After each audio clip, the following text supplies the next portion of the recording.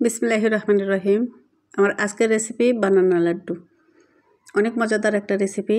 এর জন্য লাগছে বানানা আর হচ্ছে মিষ্টি বিস্কিট, যে কোনো ধরনের বিস্কিট হলে হবে। প্রথমে 3টা বানানা আমি ম্যাশ করে নিচ্ছি এরকম, আর বিস্কিটের গুঁড়া দিয়ে দিচ্ছি নারকেল কোরানো হাফ বাটি, গুঁড়া দুধ দিয়ে দিচ্ছি 3 টেবিল চামচ, চাইলে আরও দেওয়া যাবে। এবার আমি ভালো করে মিক্স করে নেব হাতের সাহায্যে। চুলা জ্বালানোর ঝামেলা ছাড়াই রেসিপিটা করে নেওয়া যায়, আর খেতে কিন্তু অসাধারণ হয়।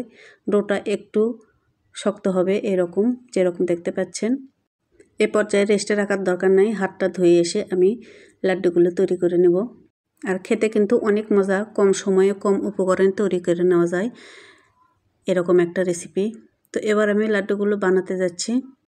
হাতে একটু ঘি লাগিয়ে নিচ্ছি, আর পরিমাণ করে ডো নিয়ে হাতের সাহায্যে ঘুরিয়ে ঘুরিয়ে লাড্ডু আকারে শেপ দিয়ে নেব।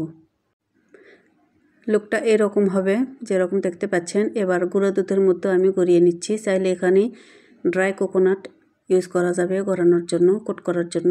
তো এভাবে করে সবগুলো লাড্ডু আমি তৈরি করে নিয়েছি। দর্শক, তৈরি হয়ে গেল অনেক মজাদার বানানা লাড্ডুটি। আশা করছি একবার ট্রাই করবেন। সবাই অনেক অনেক ভালো থাকুন। আল্লাহ হাফেজ।